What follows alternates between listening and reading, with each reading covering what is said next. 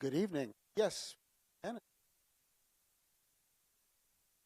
Yes, I saw Max Forston in the hospital, and so yes, keep Max in prayer. That's yes. Thank you for the reminder. I love Max. He's got such a great heart, and so if you got a handout last week, I may not have enough for everybody.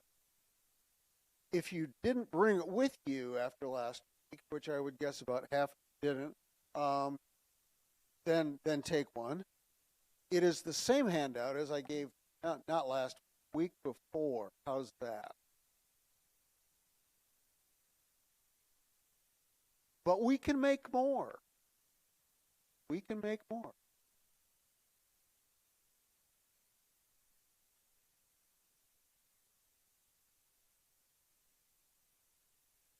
Yeah. So the study that we're doing is based on this book called Gods at War. Kyle Eidelman, the author, pastor at Southeastern Baptist Church, Southeastern Christian. Oh,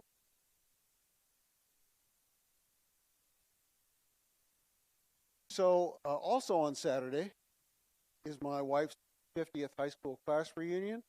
You can send her condolences for being that old if you'd like. Um, I'm sure she'll appreciate that. Just for perspective, mine's coming up also. So 2 weeks ago, we started this study based on this book. And after after our class 2 weeks ago, some folks came to me and said, I don't struggle with any of the things. And I said, sorry, that's not what I said. What I said was, maybe you need to take some time in meditation prayer, see maybe you do struggle. Because as we talked about, Martin Luther said that in order to violate any of the 9 other commandments, you have to violate commandment number 2 first, which is to make no idols, no graven image at all. So this is not a light subject. I don't apologize for that because I think it's important for us as believers. I look at the folks that are here and I can see all the folks online as well. Also a joke. Believe everybody here has been rooted and grounded in the faith. But that doesn't mean that we don't struggle. Every single one of them. And so if I were to ask you the question, do you have an idol in your life? I don't necessarily expect a response coming back, but I would challenge you. The handout that I gave you, on the back side is a table for a week. And you can use that as a way to look at the questions that I posed 2 weeks ago. I'm going to review those again so they're fresh in our mind, okay? They're on the front side of the handout, and these are the questions. What has left you feeling most disappointed? What do you complain about? I would just challenge you. Take some time, quiet before the Lord. I know moms, that's difficult. That means you may have to get up really early or stay up extra late. Susanna Wesley used to take her shawl and throw it over her head and make a prayer closet with all the kids around. That was absolute. But I would encourage you, if you want to take that time quietly before the Lord and think about this. Number 2, what do you sacrifice your time and your money for? Number 3, what do you worry about? What scares you? What are you the most terrified of losing? Question number 4, where do you go when you are hurt and need comfort? Number 5, what or who makes you mad? Number 6, what do you dream of? What are you passionate about? And number 7, whose encouragement means the most to you? Now, you think about those questions. There's nothing probably inherently wrong with any of those things. And the things that we're going to talk about tonight and next week and the following week, God made. So there's nothing wrong with these things that we're going to discuss until they become so important in your life that other things don't matter. So I wanted to read a little story out of Kyle's book that I thought was pretty enlightening. And I know that all of you can remember Michael Jordan, right? Want to be like Mike. Michael Jordan's book, Driven from Within, tells an eye-opening story about a visit that the legendary basketball player made to a friend's home. Fred Whitfield was the president and CEO of another NBA team. The two of them were getting ready to go out to dinner when Jordan said, "Man, it's kind of cold. Can I borrow one of your jackets?" Whitfield said, "Sure," and told him where the coat closet was. Jordan disappeared down the hall, and the house fell silent for a moment. Then the star reappeared, carrying an armful of branded athletic jackets, shirts, shoes, and other gear. He dumped the whole pile on the floor and disappeared down the hall again for more. Whitfield looked at the heap and noted that all the items were made by Puma, a rival of Nike.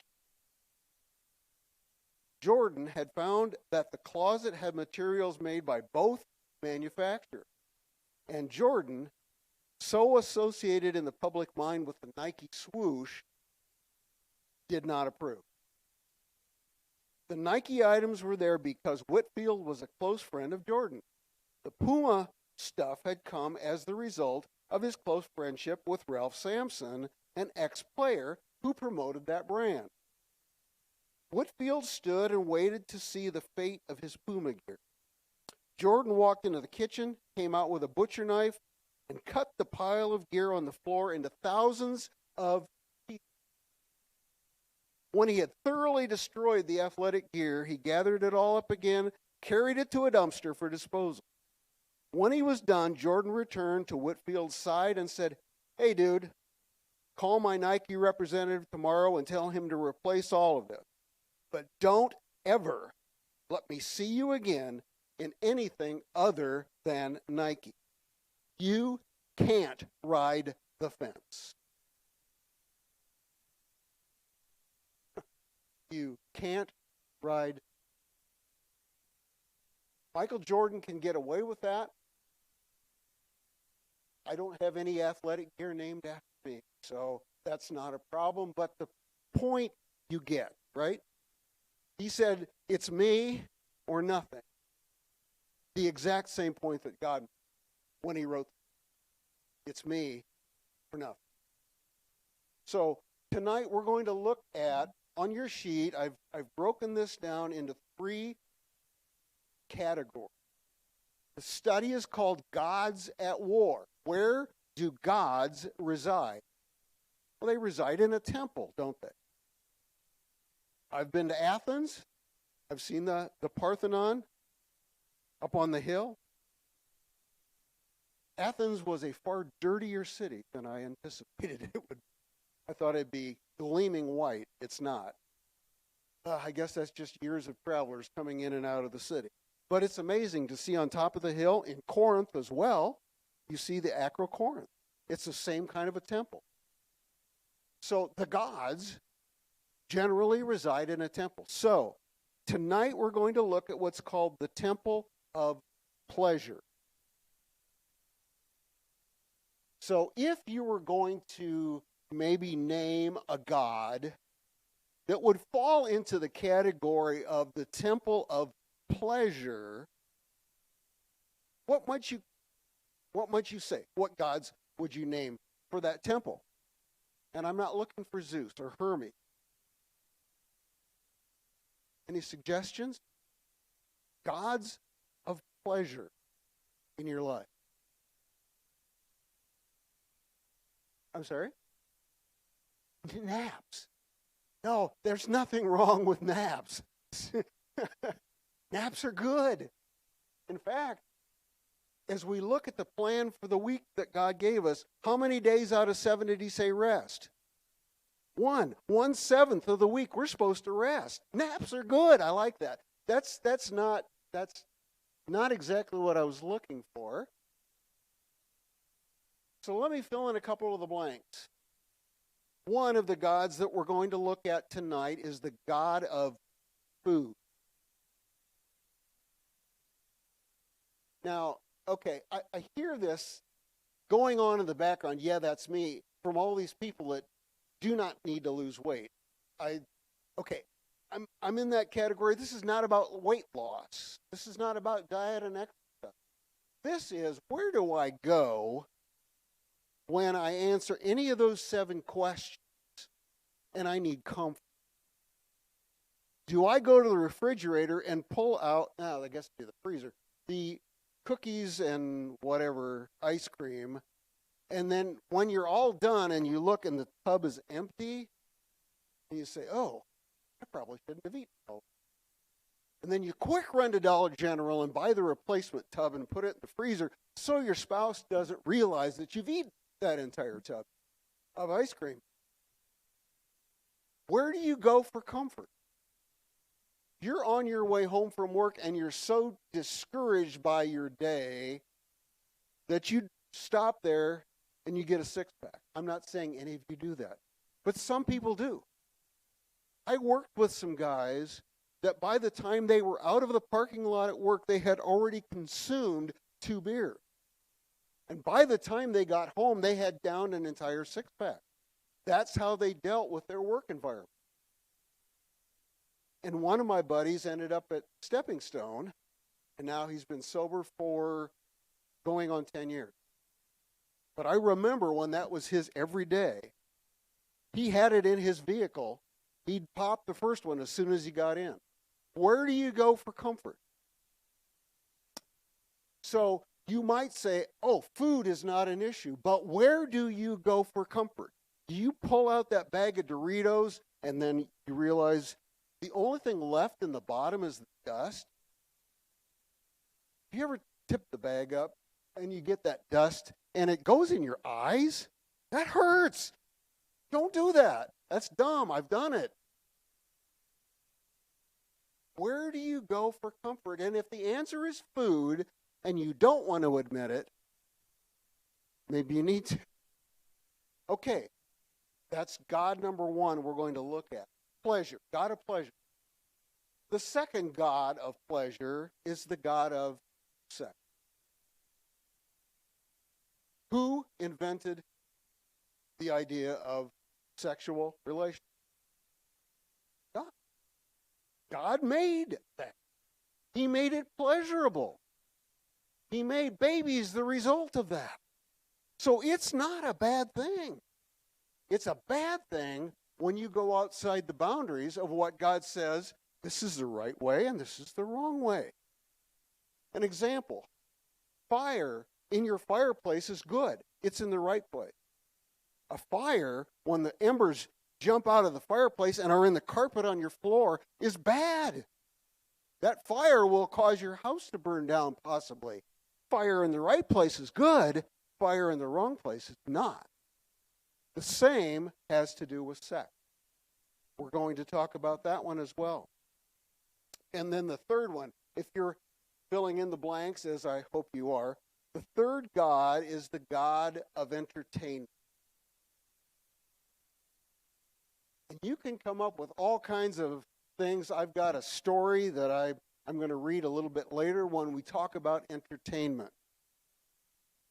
But maybe you've had this experience, those of you that are parents or grandparents. You want to do something nice for your child or your grandchild. You say, hey, let's go to the store and I'll buy you that Nintendo Switch that you've been bugging me for the last 3 years to buy. My grandson has I gotta have a Nintendo. Don't gotta have. You can survive. You can go outside and play with sticks. In fact, I'm sorry, this is an aside, but I took my two grandkids. We went to the park. They got bored. I hate that term. I'm bored. Okay, if I ever said that to my parents, they would make me unbored very quick. But I took them to a park. We, threw frisbee, play basketball, and then we went over to the sand pit where they played volleyball. What are we going to do, Grandpa? I took some sticks, took some rocks, and we made a city. And for the next 2 hours, we played in that city made out of sticks and rocks. And they had a great time imagining what was all going on in this little city. So you do not need a Nintendo Switch to make your life complete. But have you ever, taken one of your kids or grandkids to the store, bought them a gaming console, brought it home, helped them to set it up, and they're just hugging you. Oh, thank you so much. And then it's supper time or dinner time, depending on what you call it in your house. Dinner. No response. They're still on the game, and they won't break away from it. And the interaction between you and that child over the progressing days may become less and less and less until they go to school and talk to their friends and find out, oh, there's a new version of this game out.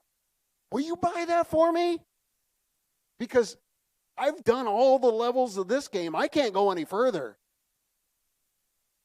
See where this trap goes? The God of entertainment can suck you in so easily that you don't realize. My wife tells me that when I'm watching football, she can tell me entire stories, and I'll never hear a word. Till she goes and stands in front of the television set, and then I don't necessarily listen. I say, would you please move? And the God of entertainment, just like the God of sex and the God of food, can suck us in so easily, and we do not realize. So, we're going to start with the God of food, and you're all going to say, no, that's not a problem. That's fine. Listen to this story in this video.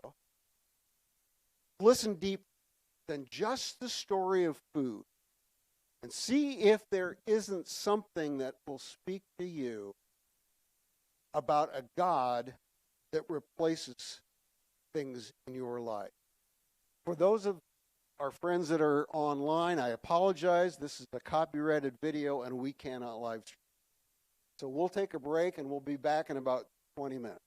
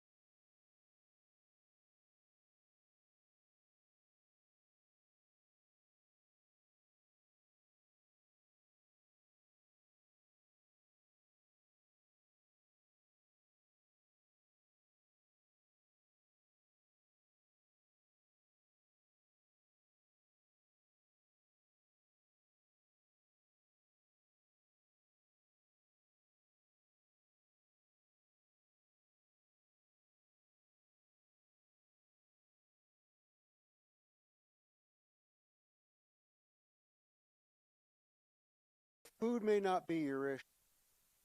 You're saying, well, this video doesn't apply to me. And I'm going to say yes.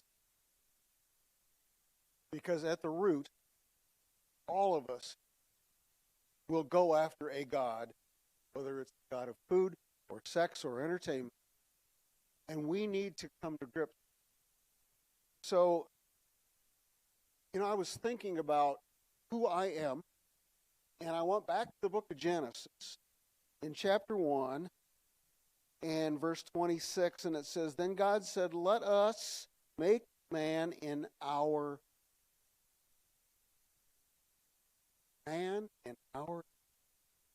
according to our likeness, and let them rule over the fish of the sea, the birds of the sky, and over the cattle, and over all the earth, and over every creeping thing that creeps on the earth. So God created man in his own image. In the image of God he created them, male and female. He created them, and God blessed them and said, be fruitful, multiply, fill the earth." That's who I am. That's who you are. Created in the image of God. And when you get to that place that you get mad about things, or you're looking somewhere for comfort, read Genesis 1:26 and realize who you are. Created in the image of God. So we've hit the God of food.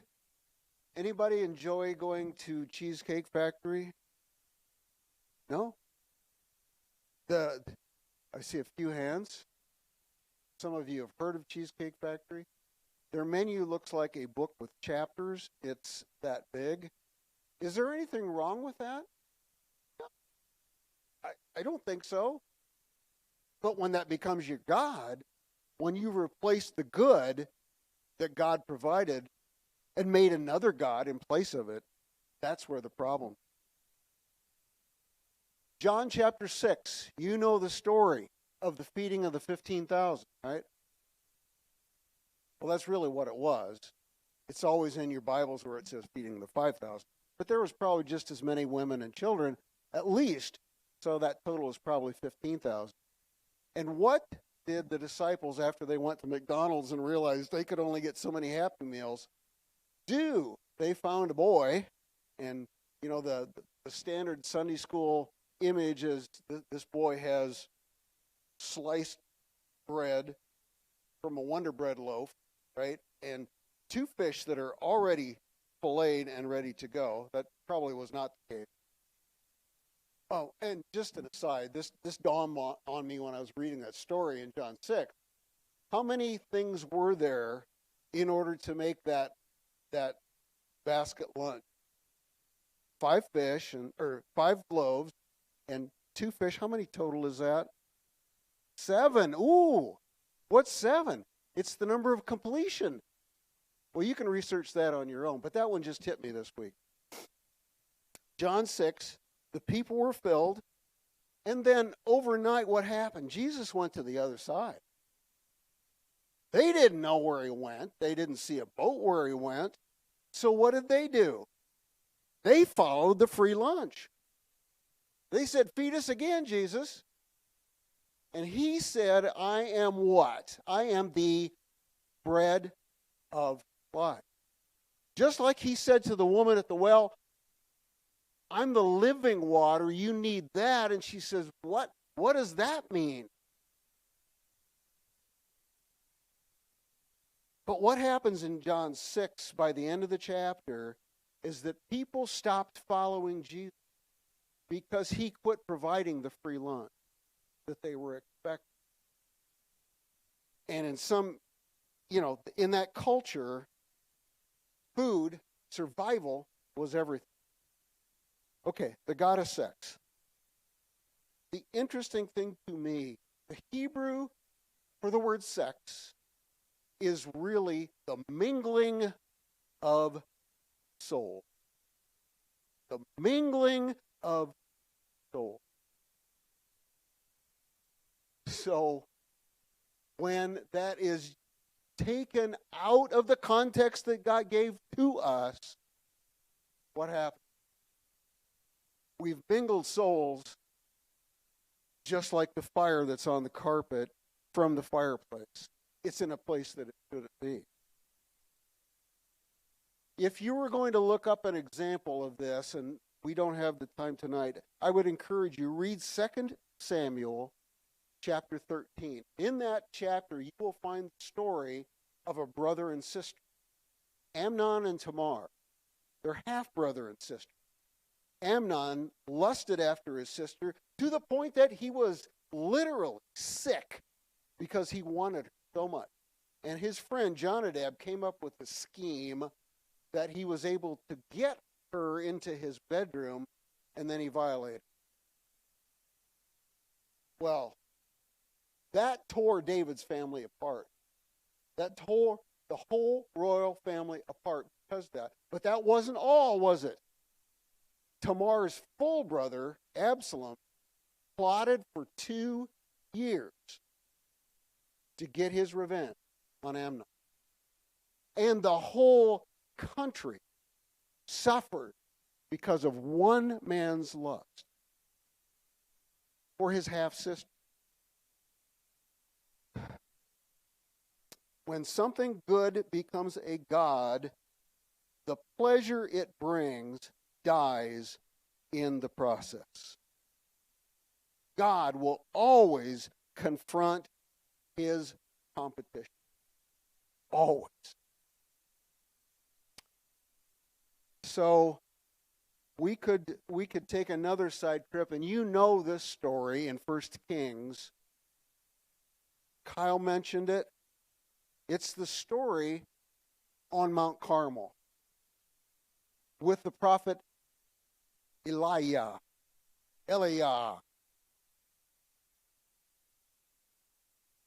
Elohim is my God.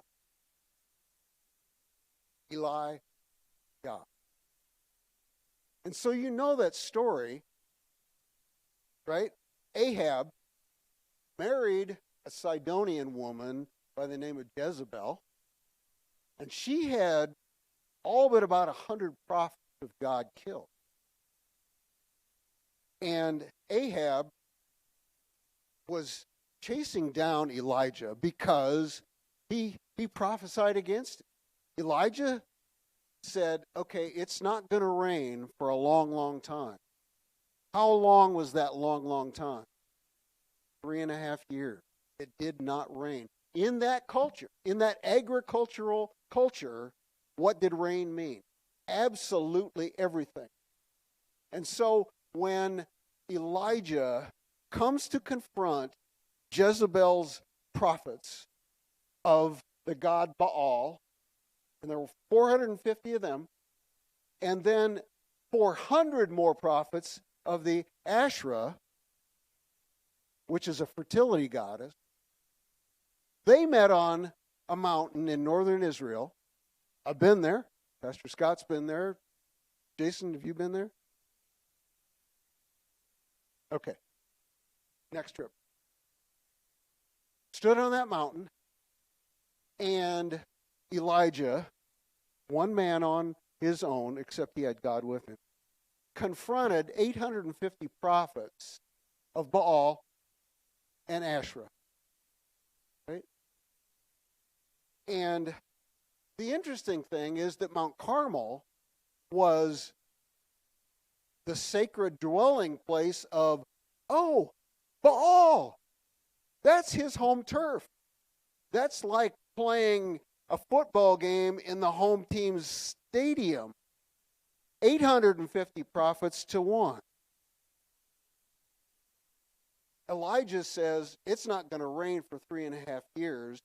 Baal is the god of weather, and Asherah is the god of fertility. It's kind of like in your face, and then we'll go from there. So the crux of this story is that in the middle of that exchange between Elijah and the prophets, he says, go ahead, build that altar,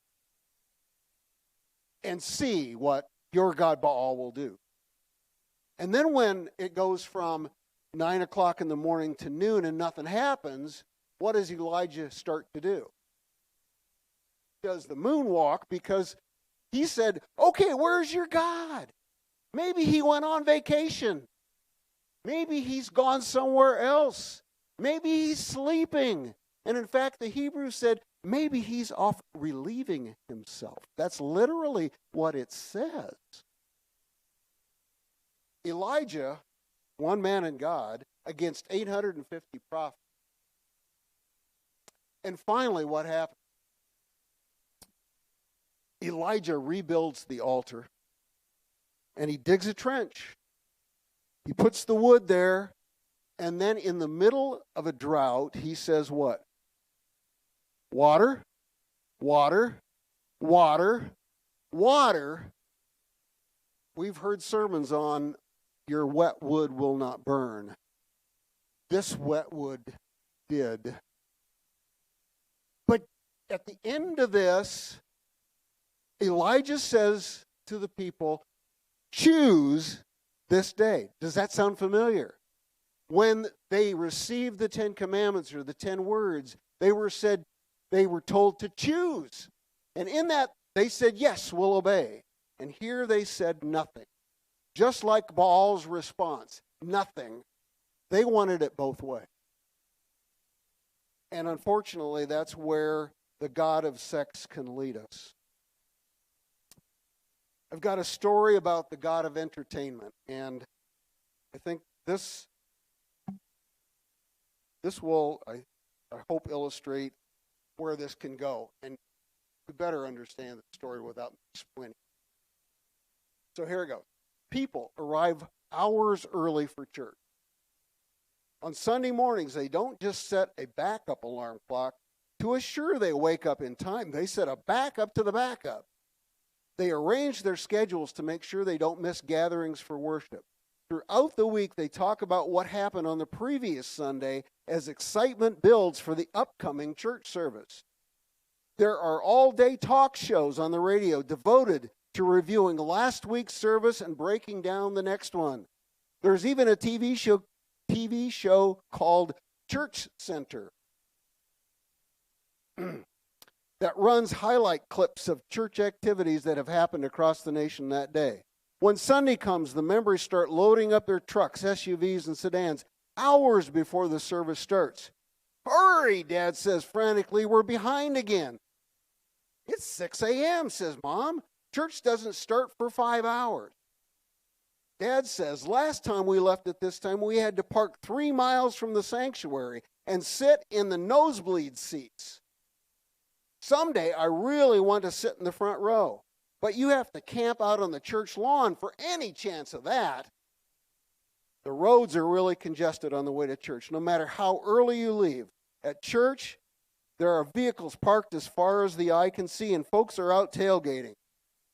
Some have elaborate spreads prepared, breaking out portable grills and lawn chairs in the church parking lot. Some have television monitors and satellite dishes set up so they can catch updates from other worship services while they wait for their own. It's nice weather today, but that does not matter. Even in the dead of winter, they'll be out here in the same numbers. The masses begin filling the sanctuary, cheering with great passion and excitement. Once the service starts, the people are all on their feet, not that they ever sit down. Of course, a bunch of young guys are in the front row. They've probably been here since Friday night. They have no shirts, and each one has a letter on his chest. Together they spell, "Get your tithe on." Apparently, the rumor has gotten out that the pastor is indeed going to teach on biblical stewardship and worshiping God with our money. Everyone is pumped for the giving sermon. It's one of the highlights of the year. After several hours, people start looking at their watches, and everyone is thinking the same thing. I hope the sermon goes into overtime.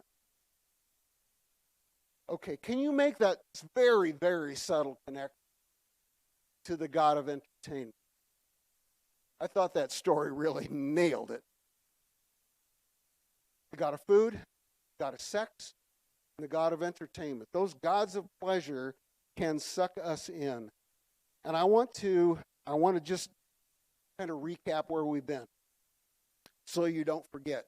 in the video, you heard a story about a fake string of pearls and the fact that dad had the real thing as long as the daughter was willing to give up the imitation to get the real. That story is so powerful. God, the fella in the video about food said, God is not interested in my comfort. He is interested in my healing. He had to get to the place where he said, I just quit. And God said, good. Now we're there. Idols are defeated not by being removed, but by being. Those are, to me, some of the takeaways from the lesson. Don't let those escape. Don't let the opportunity to examine your own heart and life and possible idols over the course of this next week. And I would offer that if you want to talk to somebody privately, nobody else knows about it, you can call me, you can text me, you can email me. You can do the same with Pastor Jason, Pastor Julianne, Pastor Scott, Pastor Brad. The invitation is open if you would just like to talk about one of these issues. This is not, sorry, it's not light stuff, but it's important stuff that we need to confront. And if there's any of the women of the church that feel the need for confession after last Sunday's 40 men in the same shirt debacle,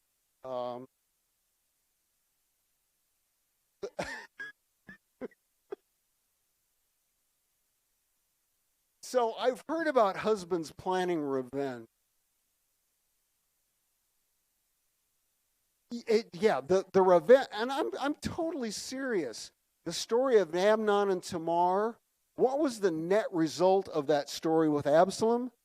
One word, revenge. It's not worth it. Just enjoy the moment. I loved seeing 40 guys from our church standing up in front of the sanctuary saying, this is Resurrection Sunday, and I'm glad I'm here. That picture has gotten shared so much. So, ladies, you did a great thing. It was an awesome display on Resurrection Sunday. Don't trade that string of imitation pearls for the real thing. And confront the God's possible pleasure in your life. Thank you all. We'll see you next week. We're going to talk about the temple of power. And I'll have I think, a very powerful testimony to share. Be here next Wednesday.